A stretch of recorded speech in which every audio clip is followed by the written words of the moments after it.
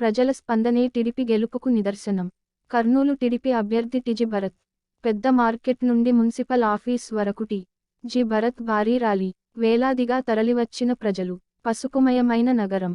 కర్నూలు ప్రజల స్పందన తన విజయానికి సంకేతమని కర్నూలు నియోజకవర్గ తెలుగుదేశం పార్టీ అభ్యర్థి టి. జి. భరత్ అన్నారు.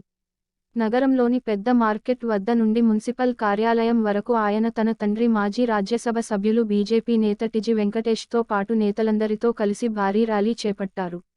అనంతరం Janasena incharge Arshad, BJP convener Suryaprakash, TDP నేత మాజీ ఎమ్మెల్సీ ఇక్బాల్, టీడీపీ రాష్ట్ర ప్రధాన కార్యదర్శి సోమిశెట్టి వెంకటేశ్వర్లు, రెవరెండ్ దేవ సహాయం, కల్కూర చంద్రశేఖర్తో కలిసి టి. జి. భరత్ నామినేషన్ పత్రాలు రిటర్నింగ్ అధికారికి అందజేశారు. అనంతరం మీడియాతో టి. జి. భరత్ మాట్లాడుతూ వీళ్ళందరూ కూడా నాకు వచ్చి అపోజ్ చేయడము, వాళ్ళ బ్లెస్సింగ్స్ తీసుకోవడము, కూటమి వాళ్ళ నుంచి బ్లెస్సింగ్స్ తీసుకోవడము చాలా ఆనందంగా ఉంది నాకు. తర్వాత ఈరోజు కర్నూలులో ఒక సునామీ, జన సునామీ వచ్చింది. హిస్టరీ క్రియేట్ చేసినాం కర్నూలులో.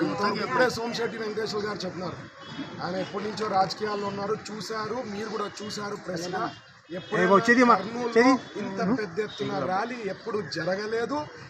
నెక్స్ట్ మే 13th అనేది జస్ట్ ఫార్మాలిటీ.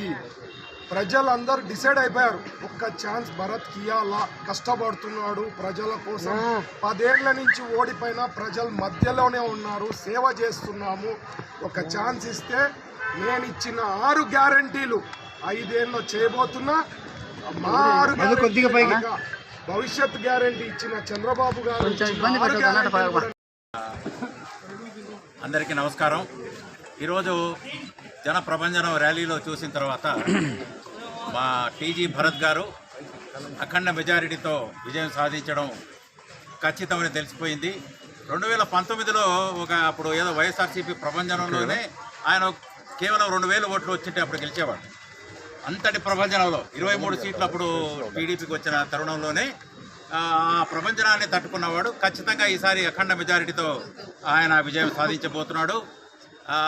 రాష్ట్రంలో కూటమి